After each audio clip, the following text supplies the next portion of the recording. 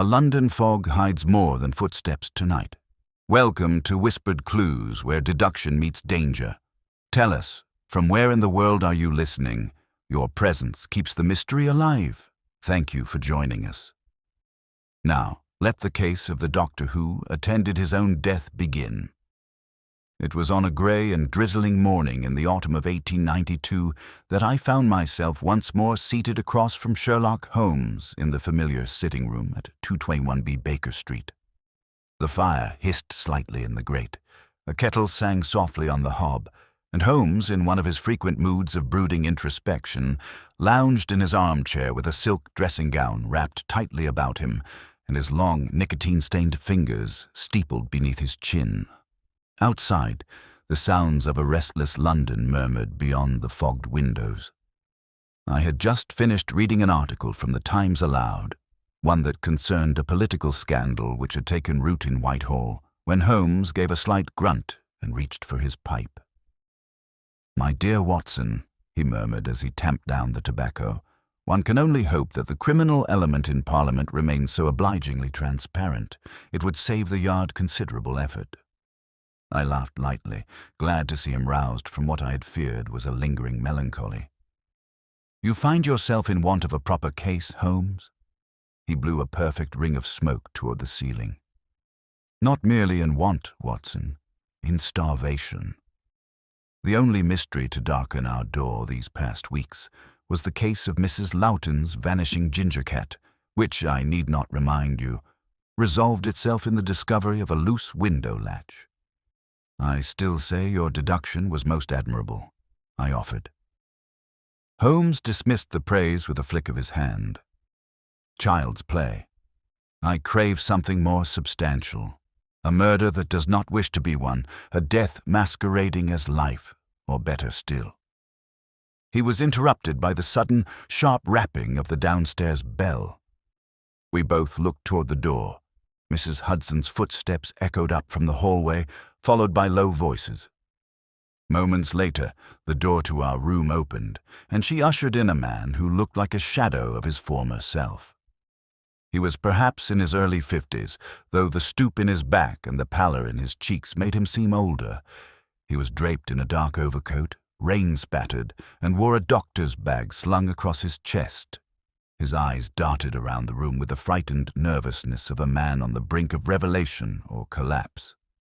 "I beg your pardon, gentlemen," he said, removing his hat with trembling fingers. "I was told you might be able to help me. My name is Dr. Edmund Hargrove." Holmes sat forward. "Indeed, Doctor. What brings you through the fog to our door on a morning such as this?"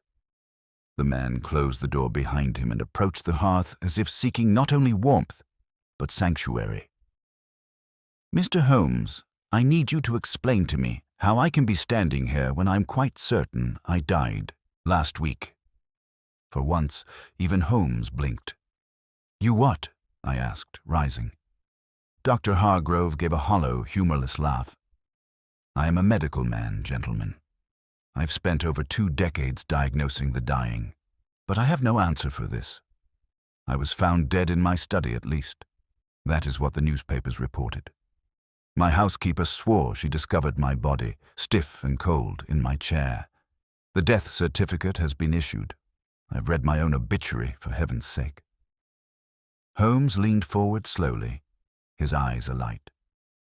"And yet, here you are, alive. That's the problem," Hargrove said. "I don't remember anything between Sunday evening and this morning. I awoke in an unfamiliar hotel room in Bloomsbury with a bag full of unfamiliar clothes and, God help me, papers that suggest I've been living under another name. I don't drink. I don't suffer from delusions. But something terrible has occurred." I stared at the man. "But surely your housekeeper, the police, someone would have recognized the error." "She did, Mr. Holmes. My housekeeper saw me yesterday on the street. She screamed and fainted. When she recovered, she swore to the police she had buried me herself." And she had. Holmes rose, his interest no longer merely piqued, but thoroughly engaged. "You say she saw you yesterday?" and you were unaware until this morning that something was amiss. I have no memory of the days between. But yes, I've been identified by at least 3 people. One fainted, one ran, one crossed himself and fled. Holmes glanced toward me and then gestured for the doctor to sit. You are not insane, Dr. Hargrove, but I suspect someone wishes you thought you were. Tell me who benefits most from your death. The doctor hesitated. There is a cousin, an estranged one. I haven't seen him in 5 years, but he would inherit the country property should anything happen to me. There's also a former patient, his widow now, who blamed me for her husband's death on the operating table. Holmes steepled his fingers again, but this time with the glint of a hunter sighting fresh tracks. And the body? Was there an autopsy? No. Sudden cardiac failure was recorded, and the matter laid to rest. He gave a bitter smile. Literally. Holmes turned abruptly and strode to the bureau, retrieving his notebook. We shall begin with the obituary. I must see it. Then the grave, the house, and the staff. You are not the first man to walk the city as his own ghost, but you may be the first to solve your own murder. Dr. Hargrove clutched his knees. Do you believe I am in danger? Holmes's face turned grave.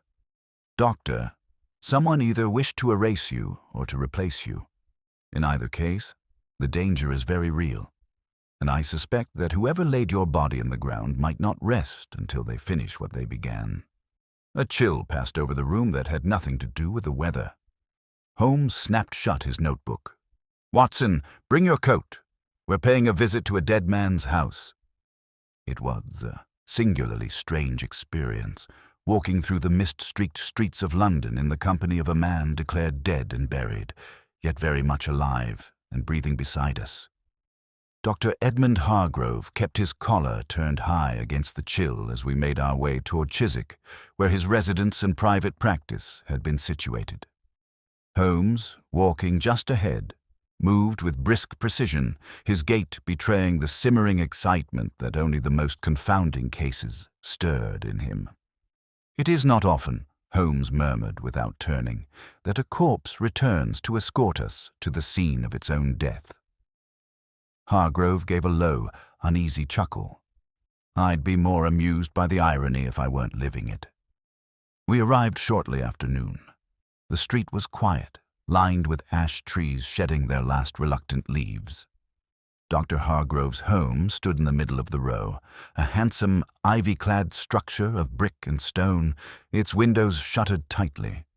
A thick brass nameplate beside the gate still read, Dr. Edmund Hargrove, physician and surgeon. But a large black sash had been tied across it, an unmistakable emblem of mourning. Holmes stopped, his eyes scanning the facade. Symbolic death is rarely coincidental. Someone wanted the world to mourn you, Doctor. Let us see what else they've orchestrated. Hargrove produced a spare key from his coat pocket with trembling fingers. I haven't been back. I don't know what we'll find. Inside, the house was dark and oppressively still. Dust had already begun to settle along the skirting boards and banisters. The heavy velvet curtains remained drawn, leaving only slivers of light to pierce the gloom. A stale scent lingered in the air flowers. Medicine, perhaps something fainter beneath. We entered what had once been the study. It was a room of dark wood and leather chairs, its shelves lined with medical volumes, patient journals, and an anatomy model whose arm had fallen askew. At the center stood a mahogany writing desk, and beside it, the chair in which Hargrove had supposedly died. Holmes crouched at once beside the chair, examining the carpet with his magnifying glass. Curious, he murmured. No scuffing of the fibers, no sign of struggle. If a body were discovered here, one would expect at least some disruption. I leaned in. Perhaps the housekeeper was careful. Too careful, Holmes said softly, almost unnaturally so. Dr. Hargrove had moved to the bookshelves, his eyes wide with disbelief. My medical register is gone, and these are not my papers. Holmes straightened. Not yours. The doctor pulled out a sheaf of folded correspondence. These letters are addressed to a Dr. William Hargrave. That's not a name I've ever used, and the handwriting here mimics mine but lacks the flow. Holmes took the letters and scanned them quickly. Forged, but practiced. Someone has assumed your identity or attempted to, while creating the illusion of your death. I frowned. But to what end? If they wanted to take over his life, why announce his death at all? Because, Holmes replied, the death served as a mask. Declaring a man dead eliminates suspicion. It erases him from legal recourse. If Dr. Hargrove were to vanish silently, questions would be asked. But if he were mourned, buried, and spoken of in the past tense, no one would look for the living man who now walks unseen. The implications made the air feel heavier. I turned toward the doctor. Did you say there had been a burial? He nodded. A private one. My body was cremated, I'm told. My housekeeper arranged it swiftly within 48 hours. She said she couldn't bear the thought of a viewing. Holmes's brows knit.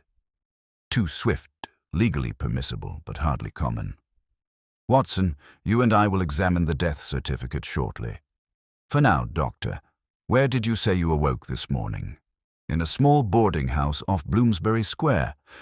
I don't recall how I arrived, but there was a room key in my coat pocket, along with a wallet containing £30 and a name, Edward Grant. Holmes gave a satisfied hum, a false identity prearranged. Neatly done. But the question remains who orchestrated it and why. He turned and walked toward the staircase. We must speak with the housekeeper. She'll be at St. Catherine's Cemetery this afternoon, Hargrove said. She visits the grave regularly, or so the neighbors have told me. Holmes paused at the threshold. Then let us pay our respects. St. Catherine's Cemetery was perched on the northern edge of the city, a quiet patch of earth nestled behind a low stone wall and framed by cypress trees. The clouds had thickened overhead by the time we arrived, and a fine drizzle had begun to fall again, dampening our coats and hats. Holmes led us down the central path with measured strides, glancing at each headstone as though reading clues from the moss and lichen. Finally, he stopped near a modest plot. A simple granite marker read, Edmund Hargrove, M.D. faithful in duty, loved in death. 1850-1892. Beneath it, a scattering of fresh lilies lay wilting in the rain. Standing just beside the grave, a slender woman in mourning attire held a black umbrella. Her features were delicate, but her expression was drawn and pale. As we approached, she turned and gasped, staggering backward. You, she whispered, clutching her chest. It can't be, dear heavens, it can't, Mrs. Bicknell. Hargrove said gently. It's me. I'm alive. The housekeeper swayed and might have fallen had I not caught her arm. She blinked rapidly, trying to reconcile the man before her with the coffin she had lowered into the earth only days before. I buried you, she whispered. Holmes stepped in smoothly. Madame, I assure you this man is no apparition. He has asked us to look into the peculiar events surrounding his supposed demise. Will you speak with us? Mrs. Bicknell nodded weakly, still staring at her employer, as though afraid he might disappear again. They said it was you, she murmured. The police, the physician, the undertaker. They said your heart gave out. Who confirmed the death? Holmes asked sharply. She blinked again. A Dr. James Latimer. Said he was your colleague. He signed the certificate. Holmes' expression sharpened. Dr. Latimer? Watson, do you know the name? I shook my head. No one from Bart's or the Central Registry, I recall. Neither do I, Hargrove said grimly. I've never known a Latimer in my practice. Holmes turned his gaze to the grave, then back to the group. We must find this Latimer. And quickly. Watson, fetch your copy of the medical registrar. If this man exists, he'll be in it. If not. He left the thought unfinished, his eyes drifting back to the headstone. A grave had been dug. A body had been burned. But the man it commemorated still walked the earth, and someone had gone to extraordinary lengths to ensure he didn't. That evening, after our haunting visit to St. Catherine's Cemetery, we returned to Baker Street with the rain still clinging to our shoulders and the puzzle clinging tighter to our thoughts. Holmes paced the parlor in his usual measured strides, pipe clenched between his teeth. His eyes narrowed into that far-off expression I had come to associate with rapid-fire deduction. I sat at the writing desk with the thick, leather-bound volume of the medical register open before me, my finger running slowly down the L's. "No Latimer," I murmured, then turned to Holmes. "At least not in London or the home counties.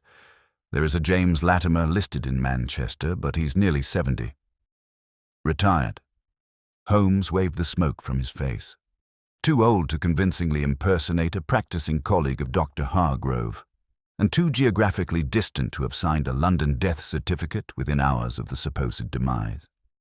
So," I concluded, "the man who certified Hargrove's death does not exist. Or rather," Holmes countered, "he exists only in the mind of a very clever forger." From the hearth, Dr. Hargrove spoke for the first time in some minutes, but the authorities accepted it without hesitation. How could no one question the identity of the attending physician?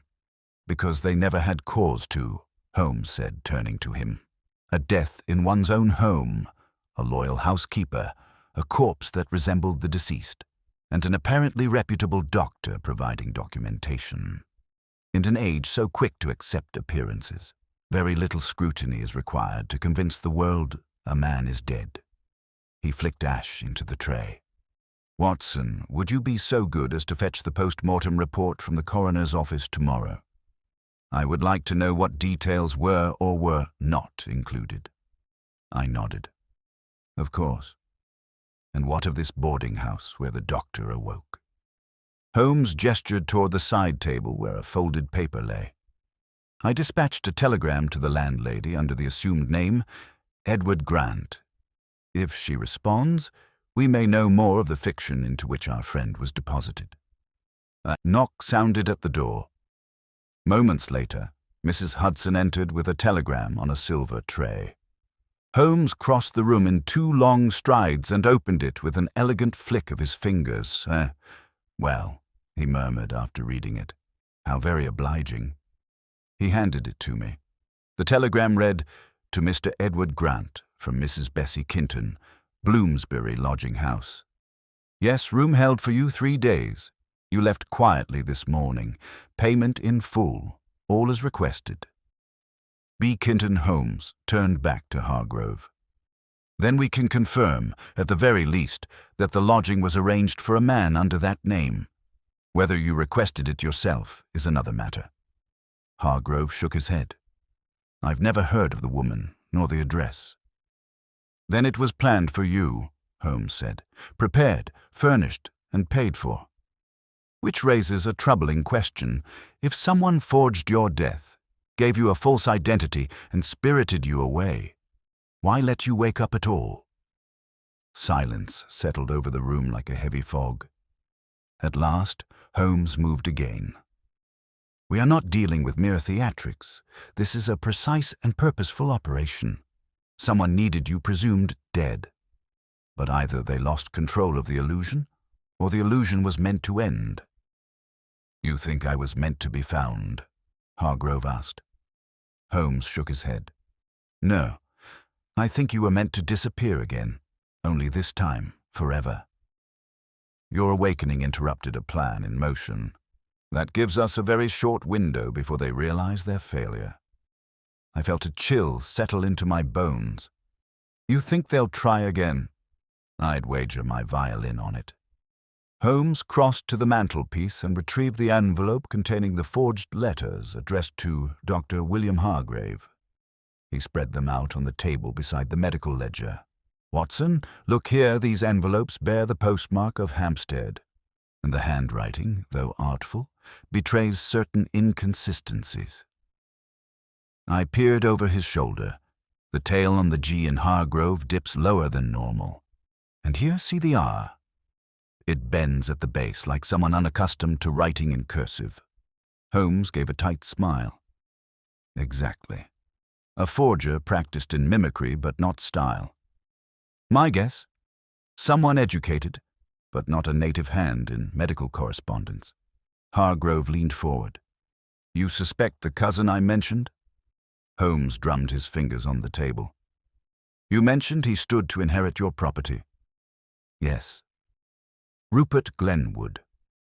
My mother's sister's boy, a civil servant last I knew, bit of a drifter. We had a falling out some years ago. He borrowed against the family estate, then vanished to the continent. Holmes's eyes sharpened. And he has knowledge of your affairs? More than I would like. I wrote him out of my will 2 years ago, but I doubt he ever knew. Holmes smiled grimly. Then we must find Mr. Glenwood, before he discovers the dead man still walks. The following morning brought a thick fog that curled around the street lamps like creeping fingers. I ventured to the coroner's office as instructed, my credentials as a former army surgeon and current assistant to Sherlock Holmes affording me a polite but wary reception. After some negotiation, I was handed a slim file marked Hargrove, Edmund, deceased. Its contents were sparse. No autopsy performed. Death attributed to natural causes, cardiac failure. Physician of record, Dr. James Latimer, MD affiliation private practice, Kensington. But of this Kensington address, there was no street listed. When I returned to Baker Street shortly after noon, I found Holmes precisely where I had left him seated in his chair, violin resting on one knee, eyes shut. Watson, he said before I even closed the door behind me, do tell me that file in your hand confirms my suspicions. I laid it on the table. No autopsy. Death by cardiac failure. No full address for Dr. Latimer, just Kensington. Holmes smiled. An illusion, then. Complete but hollow. Like a play staged with fine actors but no real audience. At that moment, another knock sounded at the door. Mrs. Hudson reappeared with a calling card on a tray. Holmes took it and read aloud, Rupert Glenwood. Well, well, that didn't take long. He stood and straightened his coat. Watson, the game is afoot. Let us greet our guests. If our hypothesis holds, we are about to shake hands with a man who believes he has buried the obstacle to his inheritance and is unaware the obstacle is about to open the door. Holmes stood before the hearth like a general awaiting the arrival of a long-expected adversary. With one hand behind his back and the other cradling his chin, he observed the door with an intensity that suggested he was not merely anticipating a visitor, but dissecting him in advance, mind, motive, and method. Dr. Hargrove, seated near the window, had turned pale again at the name. If it is Rupert, he said in a tight voice, then he must not see me. If he believes I'm dead, Holmes held up a hand. Quite right. Behind the dressing screen, if you please, Doctor. Watson, draw the curtain across slightly.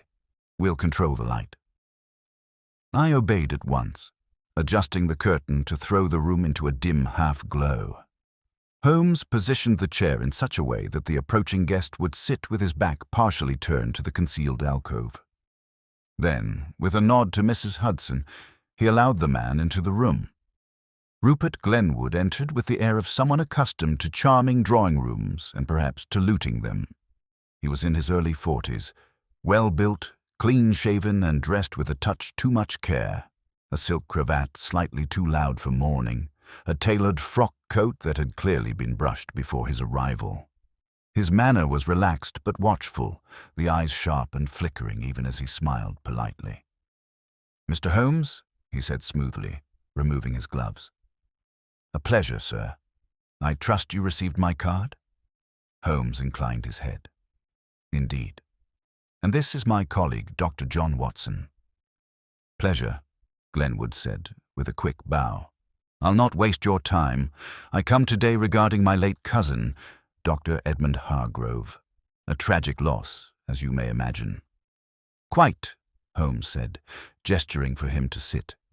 and yet you seem to be bearing the burden admirably." Glenwood gave a melancholy little smile. "Grief, Mr. Holmes, takes many forms. In my case, it hardens the resolve. I'm determined to see my cousin's affairs handled with dignity and order. He was a meticulous man. I'd hate to see his legacy misunderstood." Holmes sat opposite him, steepling his fingers. "You knew him well, then?" "We were close in our youth," Glenwood said. "But life took us in different directions. He remained committed to medicine, while I pursued matters of government and travel. But blood remains blood. I've come to inquire if you are assisting with the settlement of his estate." "I assist in many things," Holmes said vaguely. "What prompts your interest in the estate specifically?" Glenwood gave a modest chuckle. "Well, I have reason to believe I'm named as his heir. A legal curiosity. No doubt he had no children, as you know. I simply wish to ensure there are no irregularities." Holmes tilted his head slightly. "Irregularities such as, documents going missing, titles of property being contested, that sort of thing. You understand, I'm sure." "Perfectly," Holmes said. "Tell me, Mr. Glenwood, where were you on the night of your cousin's passing?" The man blinked. "At the time, I was in Dover. I had just returned from Dieppe." "Indeed. And when did you learn of the doctor's death?" 2 days later. A telegram reached me at my lodgings. Quite a shock, I assure you." Holmes's eyes did not blink. "And you've had no contact with Dr. Hargrove in the past month?" Glenwood's brow creased faintly. "No." "Why do you ask?" Holmes smiled very faintly. "It is part of my peculiar method. You may find it intrusive." "Oh, I rather admire such directness," Glenwood said, though his fingers had begun to drum slightly on his knee. I watched Holmes as he rose and moved to the side table, where he casually poured 2 cups of tea. "Mr. Glenwood, have you ever heard of Dr. James Latimer?" The reaction was minute but present. Glenwood's eyes flicked up, and a small breath caught in his throat. "Latimer? No, I can't say that I have." "Should I?" Holmes handed him a cup. "Merely a physician of some obscurity. He certified your cousin's death." "Did he?" I wasn't aware. I assumed it had been Hargrove's usual medical colleague." "And yet," Holmes said softly, "no such Latimer appears to exist in the medical register." The silence that followed was short, but heavy. "I dare say," Glenwood replied carefully. "That's not something I would know anything about. I'm not in the business of verifying doctors' credentials." "No," Holmes said, "but some people are very much in the business of fabricating them." Glenwood stood abruptly, his smile returning, though it seemed stretched now, almost brittle. "Mr. Holmes, I thank you for your time. I believe I've intruded enough for one day. If I require your services in managing the estate, I shall write." "Do," Holmes said, rising as well. "And be careful in the fog tonight. One never knows who may recognize him when he least expects it." Glenwood paused near the door, as if the words had struck some hidden nerve, but he said nothing. He tipped his hat and vanished down the stairs. We waited in silence as his footsteps faded beyond the threshold. Holmes walked to the window and watched the man cross the street, adjust his collar, and vanish into the mist. "Well?" I asked.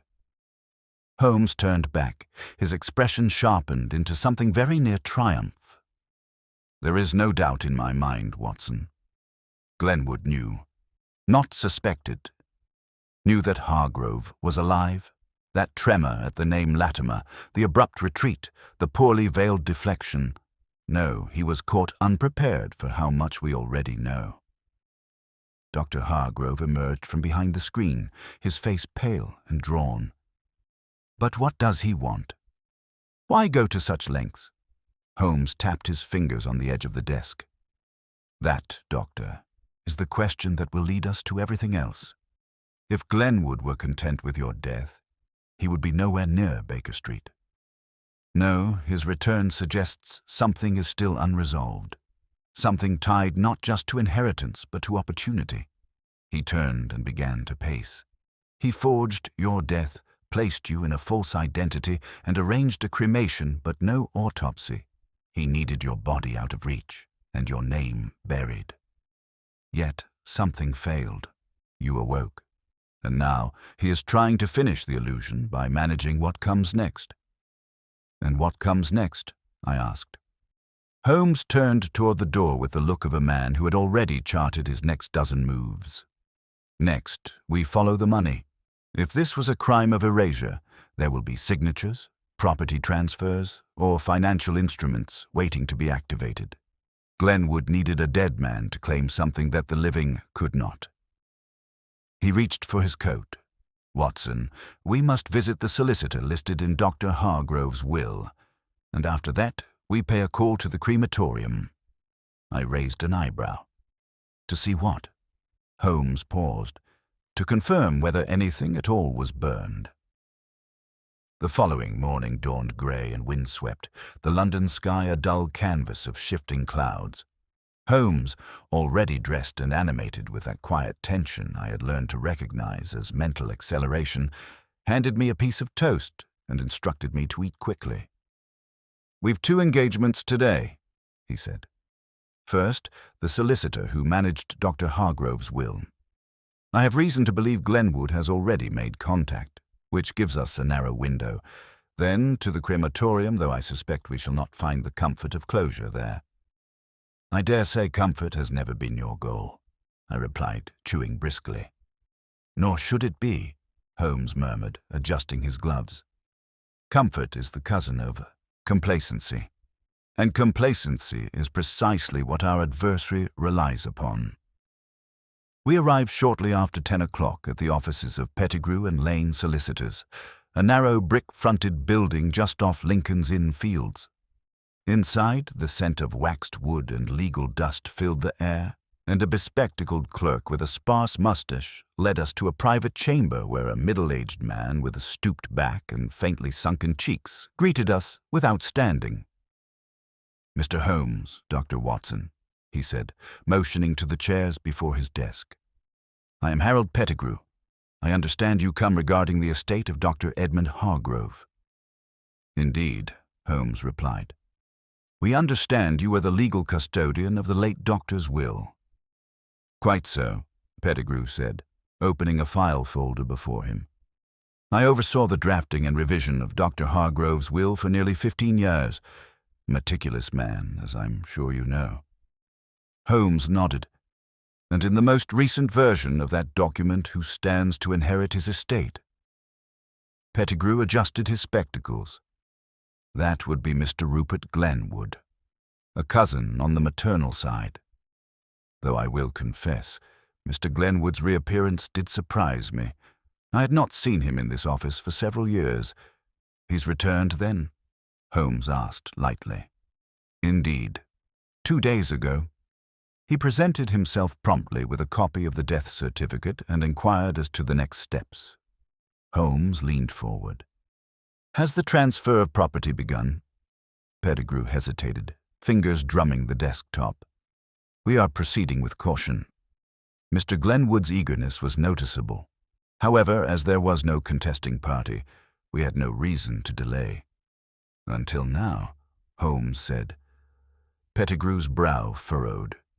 "You speak as if the deceased were not." "I speak precisely," Holmes replied. "Dr. Hargrove is very much alive, Mr. Pettigrew. The reports of his death have been orchestrated cleverly, but falsely." The solicitor paled slightly. "Good Lord, you're quite serious?" "I am," Holmes said. "I require you to halt any and all transfer proceedings. If Glenwood contacts you again, I suggest you encourage him to bring documentation for review. We intend to uncover the full breadth of this deception." Pettigrew nodded, clearly shaken. "You may count on my full discretion. Do you require a sworn affidavit?" "Soon," Holmes said. "But first, we must see whether Glenwood's crime extends beyond signatures and assumptions." Our next destination was the Primrose Hill Crematorium, a low, ivy-covered structure built of dark stone and framed by iron gates that looked more suitable for a prison than a place of rest. The air here smelled faintly of soot and marigold wreaths, and the silence was absolute. A portly man in a black waistcoat met us near the entrance. His name, he explained, was Mr. Tolliver, the groundskeeper and attendant manager of cremations. "Dr. Hargrove?" he said, glancing at Holmes's note. "Ah, yes, that was last Thursday. Quick arrangement, rather hush-hush." Holmes arched an eyebrow. "Unusual." Tolliver shrugged. "We don't ask questions. But the woman who came in as housekeeper, I believe, looked rattled. Signed all the forms. Paid in cash." "And the body?" Holmes asked. Tolliver blinked. "Standard procedure. Taken from the residence, held for 24 hours, then cremated in Furnace 3. Holmes tilted his head. "And who delivered the body?" "Private undertakers. Brendel and Sons." Holmes exchanged a glance with me.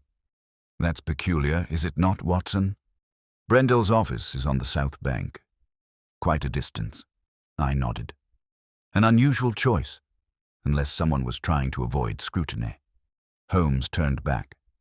"I would like to see Furnace 3, if you please." Tolliver hesitated. "Sir, that's not typically permitted." Holmes drew a small card from his pocket and presented it with a silent flourish. The man read the Scotland Yard seal and the discreet note from Inspector Lestrade, then gave a slow nod. "Very well. This way." We were led down a narrow corridor, cool and lined with brass nameplates.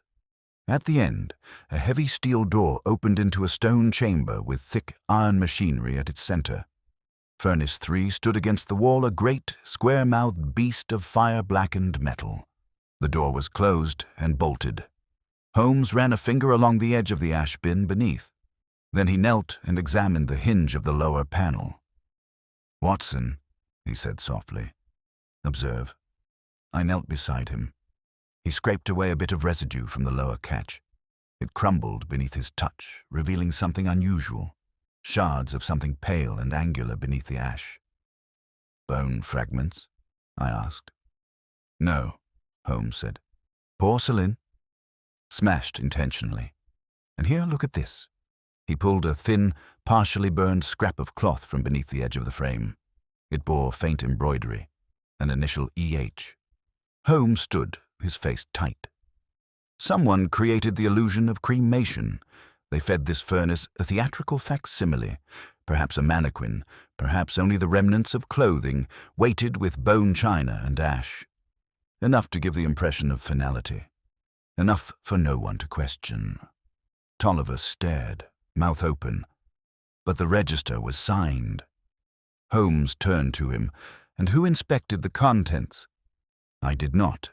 The furnace was running. We assumed you assumed," Holmes said coldly, "and someone relied on that."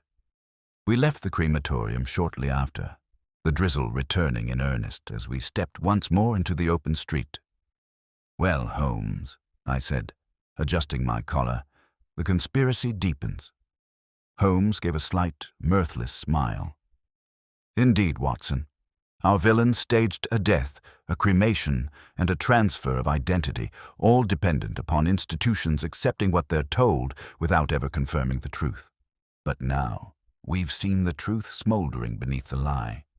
He paused on the edge of the pavement, eyes distant.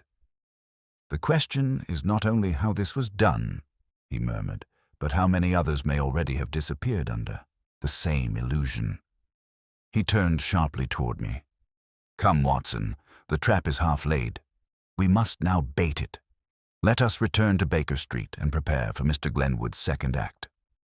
The rain had abated by the time we returned to Baker Street, but the clouds hung low as ever, heavy with secrets yet to fall.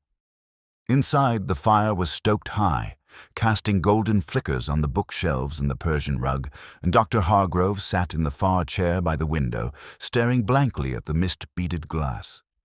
His face was paler than when we'd left, but his eyes were steadier, hardened perhaps, by the realization that his death had not only been declared, but ritualized with fire and falsity. Holmes removed his gloves methodically and gestured for him to stand. "Doctor, I believe it is time we walk back into your life." Hargrove blinked. "I beg your pardon. We must return to your home. Not as visitors, but as occupants. Your absence has been filled with someone else's intent. It is time we see what they left behind, and more importantly, what they may have concealed." Holmes's tone left no room for debate, and soon we were bundled once again and making our way through the thinning fog toward Chiswick. The streets were still slick with the morning's damp, and the gas lamps were beginning to glow against the encroaching dusk. Holmes remained mostly silent, his brows drawn low over his eyes. Save for the occasional murmured note to himself, a pattern of movements I recognized as pure mental assembly. Upon reaching Hargrove's townhouse, we found the place unchanged from our last visit, the mourning sash still draped over the nameplate, the windows shuttered, the iron gate hanging slightly ajar. But now the doctor produced his own key, and we entered, not as investigators, but as rightful occupants, returning home after an unnatural absence. Holmes stepped inside first, his head tilting ever so slightly. "No fresh disturbances," he said softly, "but the house remains uneasy. Do you feel it, Watson?" I did. Something in the air, a stillness too studied, as though the house itself held its breath. We moved room by room. Hargrove's surgery was undisturbed. Its anatomical charts rolled neatly beside his desk, the small operating lamp extinguished. The sitting room had a faint smell of lavender and stale tea. Even the back scullery, cluttered with tins and jars, betrayed nothing but dust. It was not until we returned to the study that Holmes halted mid-stride and lifted his head sharply. "Close the door," he said. I obeyed, and he quickly crossed to the desk, the same mahogany one beside which Hargrove's body had allegedly been found. "You said before," Holmes addressed Hargrove, "that you kept personal correspondences locked in the bottom drawer?" "Yes. Medical letters, a few confidential journals." Holmes knelt and tested the drawer. Locked. He produced a slim instrument from his coat pocket and inserted it into the brass keyhole with a surgeon's precision. With a quiet click, the drawer yielded. Inside was a mess of papers, scattered as if rifled through in haste. A ledger torn at the corner, letters with broken seals, a crushed wax stamp still bearing Hargrove's insignia. But what drew Holmes's attention immediately was a slim envelope tucked beneath the drawer's wooden base. He extracted it carefully, turning it over. No address, no signature. He opened it and removed a single sheet of thin paper, its message short and typed with uneven spacing. "He will sleep through it all. Death must appear natural. Once the ashes are scattered, there will be no questions. Ensure the cremation is confirmed. Payment to follow." I felt a chill grip my spine. Holmes folded the note and slid it into his pocket. Proof of orchestration. Note the phrasing, "He will sleep through it all." A drug, perhaps. Hargrove frowned. "I had no symptoms of overdose when I awoke." "You wouldn't," Holmes said. "A precise dosage enough to render unconscious, not enough to kill. A body made cold with time and setting, not poison." He returned to the desk and lifted the blotter.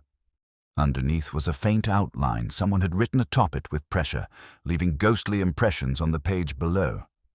Holmes removed the sheet and held it up. "Watson, if you please, the pencil and rubbing wax." I retrieved them, and Holmes carefully ran the wax across the surface. Slowly, lines of text emerged. The words were incomplete, fragmented impressions from a hand no longer present, advised to retain copy of the Hargrove signs, undated death notice key to be retrieved. "Someone wrote instructions here," Holmes muttered. "Perhaps the very man Glenwood employed. A forger, an accomplice. We must find out who had access to this study during the days after your death. I know of no one, Hargrove said quietly, save my housekeeper. She's loyal, but loyalty can be borrowed, Holmes said. He crossed to the fireplace and knelt beside the ash grate. With the flat of his hand, he reached beneath the log holder and produced what appeared to be a crumpled, half-burned pamphlet. Unfolded, it revealed itself to be a flyer from St. Albans Private Clinic, a discreet institution known more for its discretion than its cures. Curious, Holmes said, scanning the scorched text. St. Albans is a sanitarium, but also a place where reputations go to vanish. Unmarried pregnancies, political scandals, and inconvenient relatives. He looked sharply at Hargrove. Did you have any professional association with this clinic? None whatsoever, the doctor replied. Then someone in your house did, Holmes said. Or someone wanted it to seem so. We shall visit them tomorrow. But first, he stepped back into the hall where he scanned the walls with hawk-like precision. At last, he stopped beside a portrait of a small landscape hanging alone. With a gloved hand, he lifted it from the hook and revealed what lay behind it, a wall safe, old but sturdy, with a combination dial. Doctor, he said, was this here before? Hargrove's eyes widened. No, I've never seen that in my life. Holmes studied the dial. Then someone installed it during your absence. That is no small effort. Watson, fetch my case. We may have just found the theater backstage. I retrieved the case at once, and Holmes knelt before the safe. Within minutes, the tumblers gave way with a muted click. He opened the door slowly. Inside was a stack of documents, and at the very front, a small leather-bound book. Holmes opened it, revealing entries in a cramped, foreign hand. Beside them, account numbers, transactions, names. Glenwood's name was among them, and beneath it a payment issued to a man named Arthur Bell. Beside that, for sleeping draught. Delivered. Holmes closed the book with a snap. Gentlemen, he said quietly, we are no longer dealing with a theory. We are holding the ledger of a man who has done this before. The ledger Holmes had recovered from the wall safe was unlike any I'd ever seen. Its black leather binding was cracked with age, but the pages within were crisp and recently filled, each line a record of deception. Names, aliases, dates, payments, every entry bore the scent of orchestration, and the name Arthur Bell appeared more than once. Holmes studied it beneath the gaslight at Baker Street that evening, his brow furrowed and lips tight. I sat across from him with the evening paper open on my lap, though I scarcely read a word. Dr. Hargrove had retired early, the shock of what Holmes had uncovered settling into his features like a slow fever. We had assured him we would pursue this Bell immediately, Holmes, because it was necessary, and I, because the implications were beginning to curdle my stomach. Watson, Holmes said suddenly, you recall Bell's name beside an entry for sleeping draught? Delivered. There's a second note. Read this. He handed the ledger across the table. The ink was thin, the hand firm. Besides Bell's name was a single date 2 days before Hargrove's supposed death. The notation beside it read, dose to be administered under direction. The patient must remain inert for 10 to 12 hours. Avoid delay in transfer. I looked up. This man Bell provided the sedative? Indeed, Holmes replied, and likely administered it or ensured its delivery. The question becomes, who is he? The name is common, but with this context, we have a chance. He stood, already moving toward the bookshelves where he kept directories and registers of London's apothecaries and chemists. Within moments, he had found what he needed and ran a long finger down the list. Here, Arthur Bell, licensed chemist, Sloane Square. Not far, and if I'm right, he will not expect a visit so soon. I rose. Shall we call on him tonight? Holmes glanced at the window.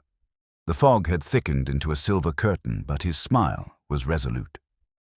Yes, There is nothing more dangerous than an enemy who believes the game is still his. The chemist's shop in Sloane Square was tucked beneath a row of iron balconies, its windows dim but open. A sign over the door read, A. Bell, Remedies and Tonics, painted in faded gold leaf. Inside, the scent of menthol and elderberry greeted us, mingling with a hint of something more metallic mercury, perhaps. A bell chimed as we entered. A short man with wire-rimmed spectacles emerged from behind a curtain at the rear. His face was smooth, but his eyes were shifty, flickering once to the door behind us, before settling on Holmes with a practiced smile. "Evening, gentlemen. How may I assist you?"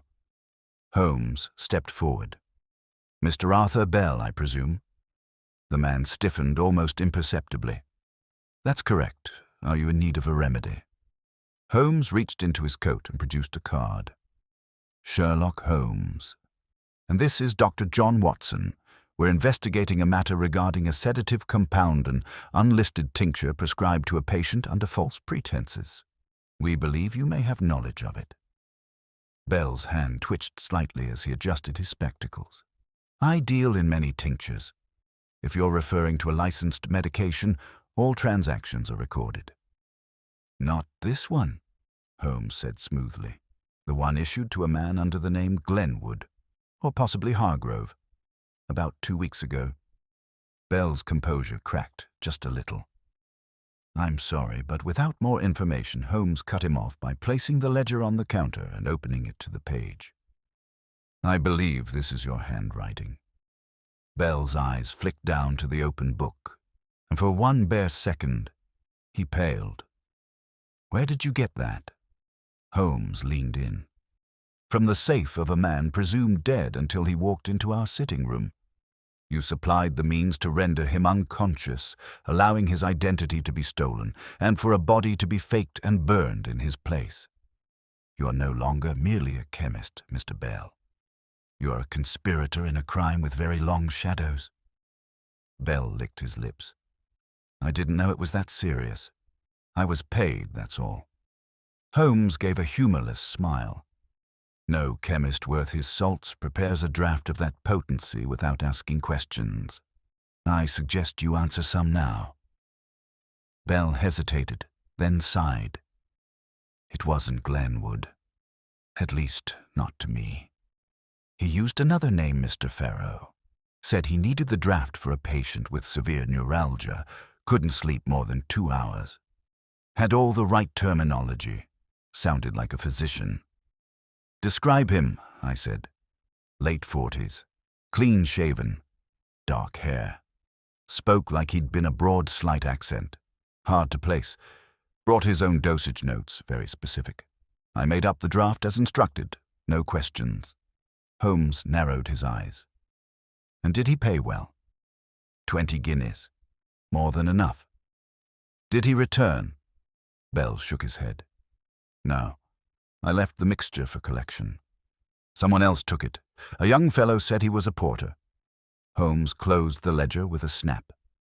"Mr. Bell, if you'd be so kind as to transcribe everything you remember, names, dates, instructions, I shall ensure it reaches the proper hands. If you fail to do so, Scotland Yard will visit next, and they do not ask politely." Bell swallowed hard and nodded. "I'll write about it now." Outside, the fog pressed in tighter, but Holmes's stride was lighter, sharper. "The threads are weaving together, Watson. Glenwood, or Farrow, employed Bell to render Hargrove unconscious. He ensured the delivery was indirect, masked by layers of intermediaries. But his mistake as hubris was in returning to claim the estate himself." I exhaled, watching my breath curl in the air. "And the young man who fetched the tincture? A pawn, likely. Hired for discretion and discarded. But if we can trace the pharmacy's transaction log or surveillance," I raised an eyebrow. "Surveillance, Holmes? In London?" He smiled faintly. "Not mechanical, Watson. Humans. There is a fruit seller across from Bell's shop. Elderly and rather fond of watching the street. I suspect she notices more than she sells. By the following morning, we had returned to Sloane Square. The fruit seller, Mrs. Collins, was more than willing to speak in exchange for a copper and a bit of gossip. "Oh, yes," she said, leaning on her crate. A skinny lad with a lopsided cap came by that afternoon, waited near the lamp-post, took a parcel from the shop, then walked off toward the river. "Did you see where?" Holmes asked. She squinted. "Well, he met someone. Man in a dark coat, grey gloves. They talked for a bit, then parted. I remember, 'cause the man limped on the right. Hard to miss that." Holmes lit up. "Excellent, Mrs. Collins. Most excellent. Watson, a man with a limp, a medical draft, and a fake identity. We're closing the circle." He turned toward me, eyes gleaming. "Tonight, Watson, we lay the trap. If Glenwood is to make his final move, it must be soon.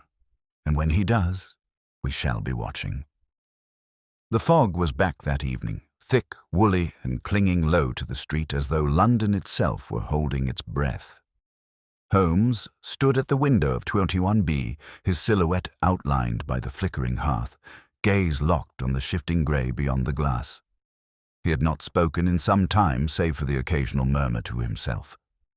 In his right hand, he turned a pocket watch over and over, not for time, but rhythm. Holmes never waited idly. "Watson," he said suddenly, "reminded me again of the solicitor's account. Glenwood presented the death certificate 2 days after the supposed cremation." "Yes," I replied, and he initiated transfer requests that same day. Holmes nodded, muttering, "Too quick, too confident." He believed the illusion was complete, but he left one variable unaccounted for the survival of the very man he sought to erase. He turned then, his eyes lit with that curious gleam, half fever, half anticipation. "Tonight we reverse the illusion. Hargrove is dead as far as Glenwood knows. So tonight he returns to claim what he believes is now truly his. And we shall be waiting." "Do you truly believe he'll return to the house?" I asked. "Wouldn't he prefer to keep his hands clean?" "Precisely why he must finish it himself," Holmes replied. "The forged death, the cremation illusion, the sleeping draft-each act placed layers between him and discovery. But the war was safe. It contains evidence of premeditation across more than one victim, and that ledger is not a record made for posterity. It is a liability. Glenwood will come back to destroy it." Holmes checked the revolver on the table, loaded and clean. "You will take the rear drawing room, Watson. Keep the windows in your view. I shall remain in the study. Hargrove, wisely, has taken lodgings elsewhere for the night." "And Lestrade?" "He and a constable wait 2 blocks away. I've signaled him to move only when I fire once from the window." He paused. "If I fire twice," Holmes added, "come quickly." The house in Chiswick had taken on a strange character in the dark. Where once it had felt abandoned and suffocated, it now seemed to pulse with hidden tension, each board and hinge humming with anticipation. Holmes moved through it as one might stalk a theater stage, placing a chair here, opening a shutter there, arranging light and shadow with an actor's precision. We took our positions at 10:30. Hours passed slowly. The silence was broken only by the soft ticking of the hall clock and the distant clop of hooves, muffled by mist. I sat in the darkness of the drawing room, a revolver holstered beneath my coat, eyes fixed on the rear garden path. The fog curled around the windows like smoke. At precisely 12 minutes to 1, I heard a soft click from the front door. No knock, no bell. Movement followed barely audible creaks along the floorboards of the front hallway. I held my breath, hand closing on the revolver's grip. Holmes had left the door unlocked deliberately. There were no footsteps, only weight cautious, measured, pressing gently upon the wood. Then a faint rustle. The study door. Through the wall I heard the subtle scrape of a chair being moved, the soft click of a cabinet latch.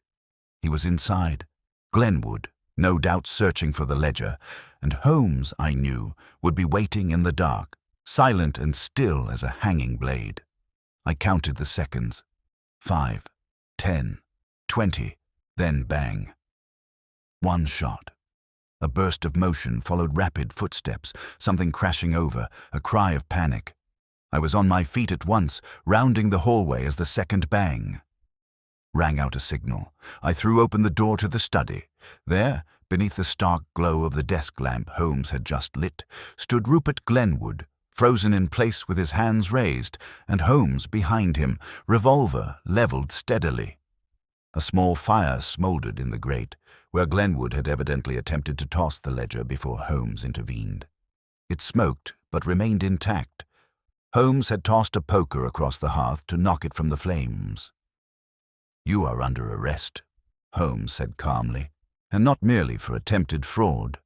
Scotland Yard will have questions regarding a number of names in that ledger, particularly those who died conveniently shortly before you acquired property or influence." Footsteps pounded up the stairs, and a moment later, Inspector Lestrade burst into the room, flanked by a uniformed constable. He looked from Holmes to Glenwood and then to the smoking pages. "Well, well," Lestrade said. "So the ghost writes in ink, does he?" Holmes handed him the ledger. "You'll find no shortage of charges. Glenwood faked the death of a living man, impersonated him for inheritance, employed narcotics, and nearly burned a body of evidence to ash." Lestrade clapped Glenwood in irons. "You're lucky it's only attempted murder." "Had that cremation gone as planned," Glenwood spat bitterly. "You have no idea how long I waited for that estate, for his name to fade." Holmes tilted his head. "And yet it's your name that will now be etched permanently in the criminal ledgers of Her Majesty's courts." Lestrade nodded to the constable. "Take him." As they hauled Glenwood away, Holmes stared into the fire, quiet for a long moment. Then he walked over and picked up the ledger from the hearth's edge, brushing away ash with a handkerchief. When the door finally shut behind Lestrade and Glenwood, I let out a breath I hadn't realized I was holding. "You had no doubt he would come," I said. "None," Holmes replied. "Men like Glenwood are architects of silence. They rely upon the disappearance of others to construct their own fortunes. But the problem with building a legacy upon a grave," he turned toward me, eyes hard, "is that it only takes one hand reaching from the soil to tear it all down." The morning after Rupert Glenwood's arrest was bitterly cold. A thin frost had settled upon the rooftops of Baker Street, turning the railings and window panes into filigree sculptures of ice. Inside 221B, the fire crackled with fresh coal, but there was little warmth in Holmes's manner. He sat at the table, spectacles perched low on his nose, the confiscated ledger open before him like a volume of scripture, each name within treated as sacred or damned. I poured tea and handed him a cup, but he did not look up. "It is worse than I thought, Watson," he murmured, flipping a page. "This ledger is not merely a record of what Glenwood did to Hargrove. It is an index of prior performances, variations on the same deceit-faked deaths, manipulated wills, sedated victims who never woke again." I leaned in. "You believe this was not his first attempt?" "I no longer believe it. I know it." Holmes tapped a page near the back. "Look here, Clara Ingram. Died 2 years ago. Sudden heart failure, cremated within 24 hours. Her estate passed to a distant cousin's name we now know to be Glenwood's alias, Charles Farrow." I scanned the entry. "And the physician of record." "Later," Holmes replied grimly. "The same non-existent doctor. Or rather," Holmes said, "a revolving phantom. A construct Glenwood used repeatedly unlicensed, undocumented, but accepted by the bureaucratic fog of death." He rose and paced to the window, gazing out over the rooftops as though searching for something more distant than London's skyline. "Glenwood didn't just want Hargrove's estate," Holmes said quietly. "He refined a method, a system of quiet erasure. Each time he grew more confident. The forged signatures, the fake physicians, The cremations without oversight, all hidden beneath mourning veils and polite silence. And you think Scotland Yard will uncover more? They will try, Holmes replied. Lestrade has taken the ledger to his commissioner. With luck, they'll cross-reference the aliases, the properties acquired. But Glenwood was clever. He changed his face with each act. Sometimes a cousin, sometimes a business partner, and always the victim is removed before suspicion could bloom. I felt a chill deeper than the morning frost. How many others do you think there were? Holmes turned, his gaze steady. More than we'll ever know. A knock interrupted our thoughts. Mrs. Hudson entered with a telegram on a tray. Holmes took it with a nod and opened it quickly. His eyes scanned the message, and he gave a short, surprised breath. "Well," he said, passing it to me. That didn't take long. The telegram read, "To Sherlock Holmes from Inspector G. Lestrade. Hargrove estate records indicate alteration of deed filed last week. New beneficiary listed as M. Ashford, another of Glenwood's names. Document in transit to you. Meet me at Scotland Yard at noon."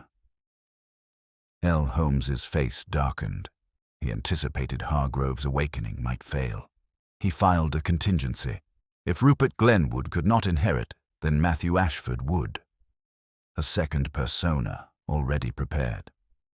The trap had multiple exits, I said quietly. "Indeed," Holmes replied, and Glenwood planned to walk free from whichever door the world left ajar. Holmes rang for his coat and turned toward the stair. "Where now?" I asked. "To the registry office," he replied. "Before Lestrade arrives with more news, I intend to learn precisely how many documents M. Ashford has filed in the last 3 months. The registry office, a grey and draughty hall off High Holborn, housed the records of London's living and dead births, deaths, marriages, property titles. It took Holmes only a few minutes of quiet conversation with the clerk, accompanied by a crisp banknote, to secure access to the appropriate files. Together, we scanned the entries listed under Ashford's name. There were more than we expected. "Good Lord," I muttered. "That's 4 properties, a trust fund, and a burial license." Holmes tapped the last one. Registered under the name Eleanor Bright, a seamstress from Eastcheap. Died suddenly, with no surviving family. But why file a burial license under Ashford's name? Holmes's eyes narrowed. Because Eleanor Bright may not be dead, or if she is, her death may not have occurred naturally. He turned to the clerk. "Can you produce the death certificate for Miss Bright?" The clerk disappeared into the files and returned a moment later with a slim envelope. Holmes opened it and scanned the document. "Signed," he said, "by Dr. James Latimer." I swore under my breath. Holmes folded the document carefully. "We must speak with the landlady listed on this certificate, Mrs. Crowthorne of Chapel Row." The residence at Chapel Row was a thin brick building, leaning slightly as if from age or disapproval. Mrs. Crowthorne, a sharp-eyed widow with a shawl over her head and a broom in one hand, greeted us with suspicion until Holmes presented his card. "Eleanor Bright," she said. "Yes, she lived here." "Sweet girl. It's a bit quiet. She left about 3 weeks ago. Said she'd found work caring for a child in Knightsbridge." Holmes frowned. "Left? She wasn't deceased." Mrs. Crowthorne blinked. "Deceased? Heavens, no. She was right as rain." "Did she leave a forwarding address?" "No. Said she'd write, but she never did." Holmes glanced at me. "Then she was taken. Or worse, replaced." He turned to Mrs. Crowthorne. "Describe the man who visited her the day she left." The woman hesitated. Tall, wore gloves, limped slightly, foreign-looking. Holmes's expression grew cold. That confirms it. Glenwood, under a different name, approached her. Whether by force or persuasion, he made her vanish. Then filed a false certificate, signed by his imaginary Latimer, and may have already cremated someone else in her place. For what purpose? I asked. Holmes replied without hesitation. To assume another identity, or to make Eleanor Bright disappear while Ems Ashford acquired whatever she left behind. A pattern, Watson repeating across the city. He looked back toward the registry, and it all leads back to Glenwood and that ledger. That, I fear, is only the prologue to what he's done. By the time we returned to Baker Street, a small stack of documents awaited Holmes on the desk. Lestrade's courier had arrived with copies of the altered deeds and forged medical paperwork. Each was methodical, crisp, and eerily professional. Holmes placed them side by side on the table like the planks of a gallows floor. "We must act quickly, Watson," he said at last. "Glenwood's schemes stretch beyond this one inheritance. He has made a business of vanishing people, and for every Hargrove who wakes up there, maybe 10 who never did." He pulled out a fresh sheet of paper and began scribbling names, cross-referencing the ledger with known obituaries and sudden deaths. "This," he murmured, "is the true map of his crimes." The maps Holmes drew that morning were unlike any found in a cartographer's atlas. They did not trace rivers or roads, nor the boundaries of counties or boroughs. Instead, they charted absence-dotted lines of vanishment, connecting lives extinguished in silence and properties quietly claimed by the man we knew as Rupert Glenwood, or Charles Farrow, or M. Ashford, or any number of aliases Glenwood had spun across London's fogged landscape like a spider casting threads in the dark. Across the table, I watched Holmes work.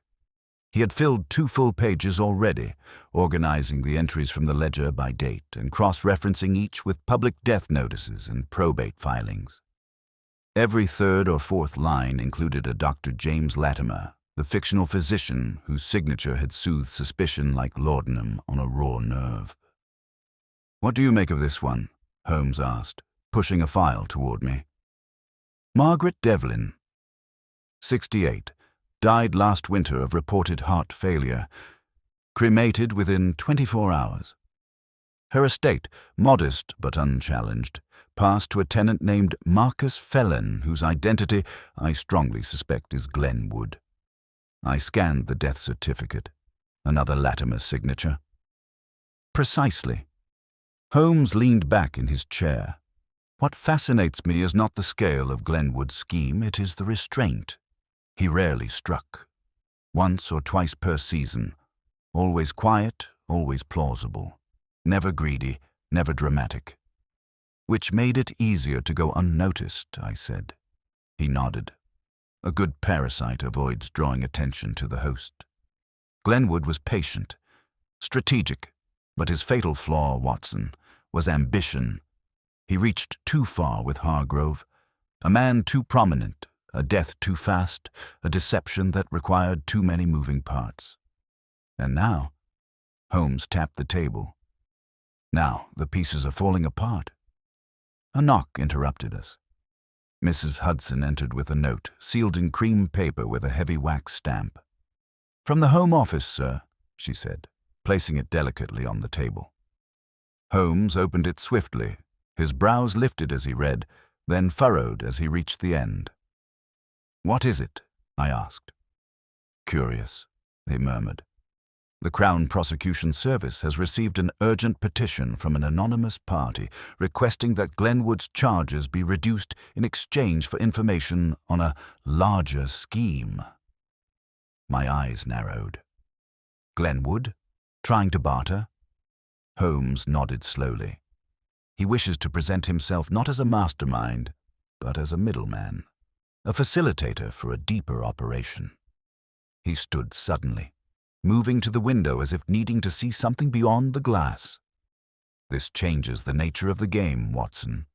If Glenwood truly operated within a broader network, others forging identities, purchasing death certificates, coercing cooperation, then we may be looking at a syndicate." "Of what kind?" "Death," Holmes said flatly. "Organized, commodified, and useful to anyone who wishes to erase a life without drawing blood." The idea chilled me. But wouldn't there be more signs? Investigations?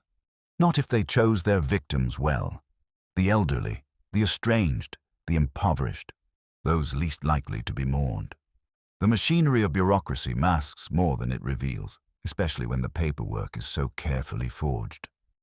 He turned back toward the table. Glenwood may have invented Latimer. But what if someone provided him with the blank certificates or taught him the methods? I straightened.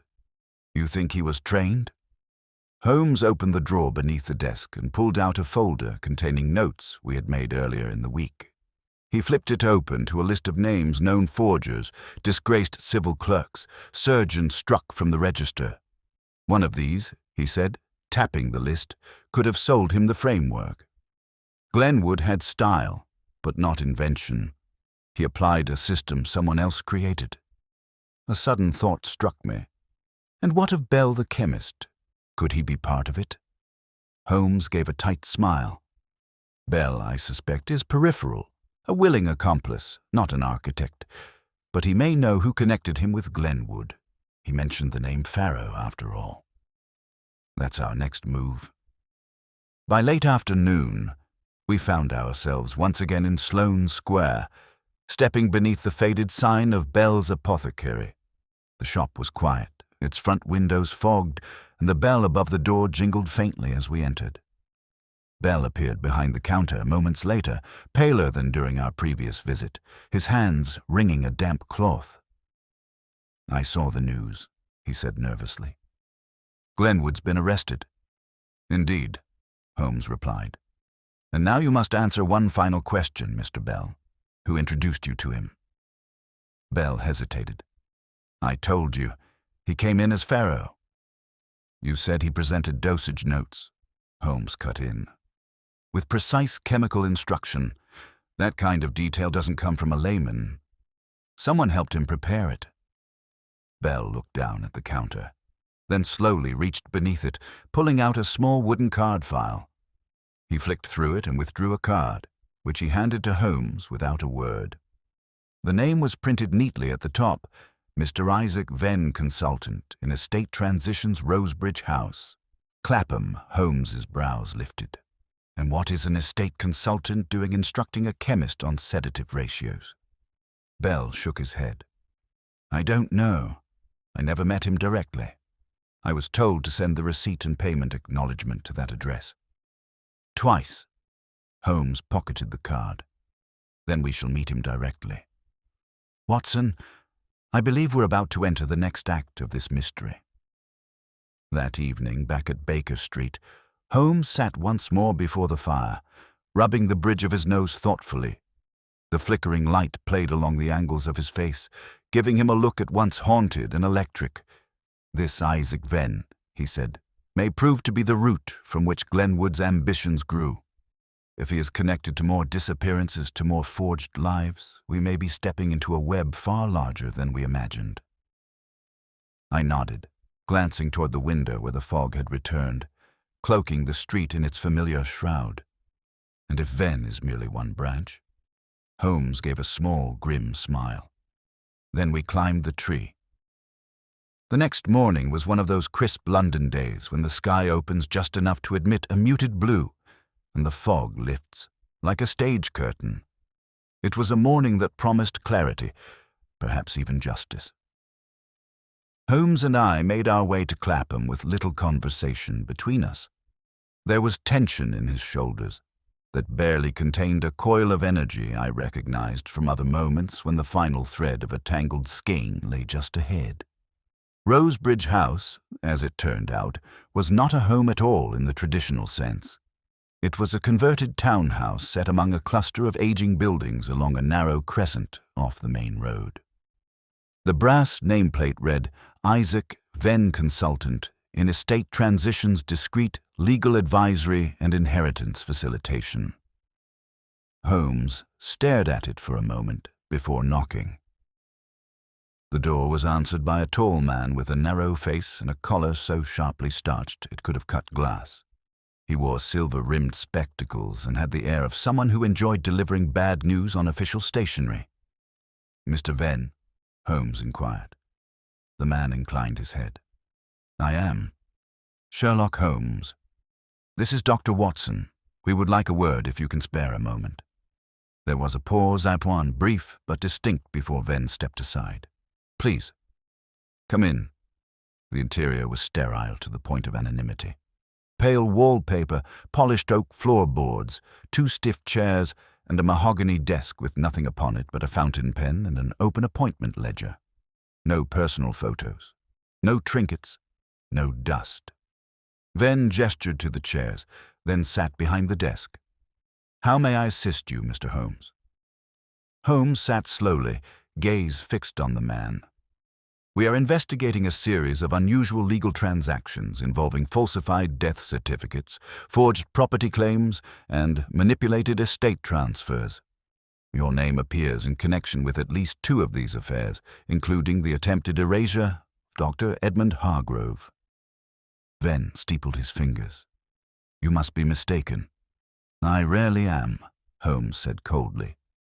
Mr. Glenwood alias Farrow, alias Ashford, listed your office as a forwarding address for several payments.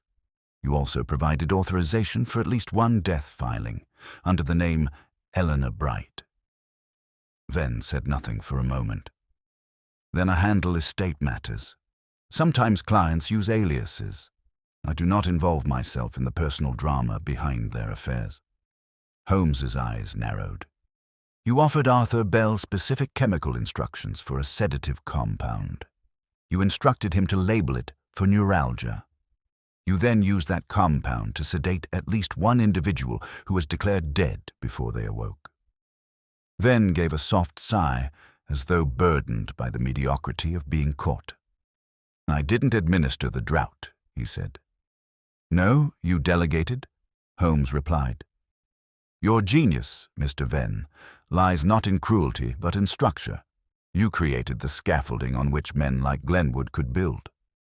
At this, Venn leaned back slightly. Structure is everything, Mr. Holmes. The Crown organizes deaths through paper. Doctors pronounce life has ended. Solicitors sign transfers.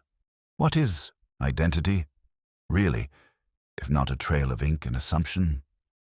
He lifted a brow. Did Glenwood kill anyone? Not by hand. He created silence, not violence.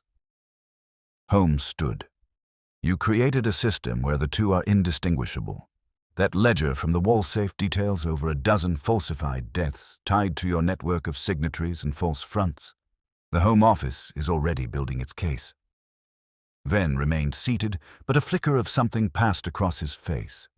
That ledger was never meant to be seen. Holmes smiled. Most aren't, but I see them all the same. We exited Rosebridge House minutes later, Holmes holding a sheet of notes transcribed from Venn's office ledger while Venn remained inside, already composing a letter to his barrister. Outside, a plainclothed constable, Holmes's plant slipped through the gate to begin surveillance. The net had widened. By noon, we had returned to Baker Street. A telegram from Lestrade awaited us on the tray. Crown ready to move. On Venn. Glenwood formally charged. Hargrove's statement received. Suggest you and Watson report to Scotland Yard for final summary. Holmes folded the message carefully. Come, Watson. The last threads await. At Scotland Yard, Inspector Lestrade met us with a mixture of grim satisfaction and weariness. You were right about the ledger, he said, ushering us into his office. It opened 3 separate investigations, 2 linked to missing persons, 1 tied to a suspicious cremation in Islington. He handed Holmes a file. And Venn's fingerprints are all over the paperwork. He'll face trial alongside Glenwood. Good, Holmes said. And what of Dr. Hargrove? He's been cleared. His assets returned. He's agreed to testify. Lestrade rubbed his eyes. There's talk of a public inquiry. This could spread, Holmes. If Glenwood and Venn pulled this off so easily, how many others have done the same? Holmes nodded. That is the question. But with the structure exposed, the illusion fades. Lestrade stood, offering a hand. Once again, Holmes, You've done the yard a service." Holmes shook it without flourishing. "I merely disrupted a quiet industry of the dead." That evening, back at Baker Street, Holmes lit a cigarette and stared into the fireplace. I poured us each a measure of brandy and settled into my chair. The room was quiet for a long while. "You know," I said at last, "I keep thinking about the names in that ledger. How many others went unnoticed? How many disappeared beneath forged ink and silence?" Holmes's eyes remained fixed on the flames. "We live in a city," he said, "that buries its forgotten as efficiently as its dead. That ledger is not a list of victims. It is a map of how easily a life can be rewritten when no one bothers to read the fine print." He took a long drag of the cigarette. But not this time. Several weeks had passed since Rupert Glenwood's arrest and the subsequent exposure of the quiet conspiracy that had allowed men like him and shadowier figures, such as Isaac Vento, operate in the blurred spaces between death and disappearance. The newspapers, which had first reported Dr. Edmund Hargrove's untimely demise, now hailed his return as a miracle. They used words like resurrection, fraud unraveled, and even Holmes triumphs again, though Holmes himself found no amusement in the headlines. In truth, the whole affair had left an unusually bitter residue upon him. "It wasn't a puzzle," he remarked one morning, seated beside the fire with his violin untouched in its case. "It was an erosion, a system corrupted at its roots, where signatures replaced scrutiny and grief was commodified. I, too, had been affected by it more than I expected. There was something haunting in the case, not simply because of its intricacies, but because of the quiet horror it revealed that the death of a man could be staged with such ease, such bureaucratic efficiency, and that no one might notice or care. "Have you heard from Hargrove?" I asked, breaking the silence. Holmes gave a slight nod. "A letter arrived this morning." He handed it to me without comment. The handwriting was neat but firm. "Mr. Holmes, words will never be sufficient, but I offer them all the same. You did not merely restore my life, you revealed the fragile structure upon which that life balanced. I intend to leave London, perhaps for the coast, not to hide, but to heal, and to remember that even the most silent man may still be heard if the right ears are listening. Ever yours, Edmund Hargrove." I folded the letter carefully and handed it back. He's right, you know. Holmes stared into the fire, unspeaking. Later that afternoon, Lestrade visited. He looked unusually tired, but beneath the weariness there was a satisfaction I rarely saw in him. "Glenwood's been denied bail," he said without preamble. "Venn, too. The Crown is preparing multiple charges: fraud, conspiracy, falsification of government records, and, if they can link it, accessory to attempted murder." "Attempted?" I asked. Lestrade nodded. "Hargrove's survival complicates that count. But there's another matter." He reached into his coat and produced a small folder.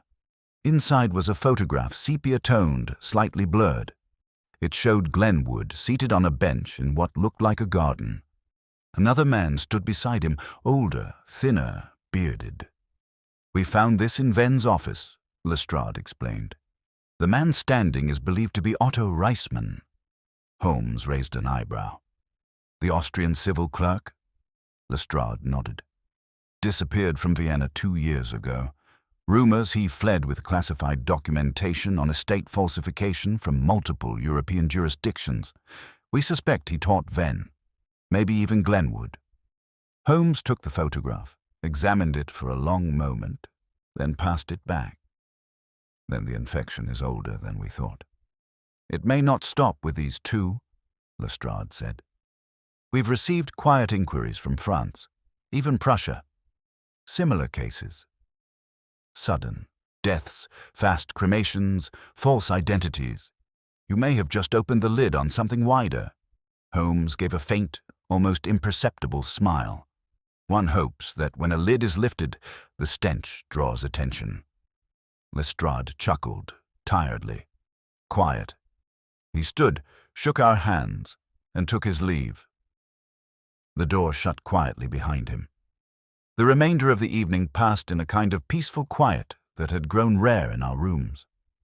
I took up the day's paper and scanned it absently, while Holmes returned to his violin at last, running the bow gently across the strings with a wistful expression. Outside, the fog had begun to gather once more, soft and slow, curling along the window panes like the silent return of an old acquaintance. "I wonder," I said aloud, "how many others walk the city under names not their own, wearing another's death like a coat, slipping past suspicion on the strength of a forged document." Holmes continued to play, eyes closed, the notes light but mournful. "Too many," he said at last, "and we shall never find them all, but we have stopped these." He lowered the violin and stared into the hearth. "There is no final victory in detection, Watson. No conclusive ledger of justice. But each lie undone, each silence broken, is a small resistance against the tide." A week later, I received word of Glenwood's confession. He had, under pressure, admitted to orchestrating the disappearance of 6 individuals, each chosen carefully for their isolation or the malleability of their estates. 2 of the bodies had never been found, only their death certificates and the ashes presented as proof. The others, like Hargrove, had been sedated, relocated, and never meant to awaken. But Holmes had ensured that one did, and that was enough to unravel the rest. That spring, we received another letter from Dr. Hargrove, this time from Devon. He wrote of sea air, long walks, and a return to private practice, not as a physician, but as a legal consultant for victims of fraud. His tone was lighter, freer. Holmes placed the letter in his desk drawer without reading it aloud. "Closure?" I asked. He considered. "Perhaps, or simply the next chapter."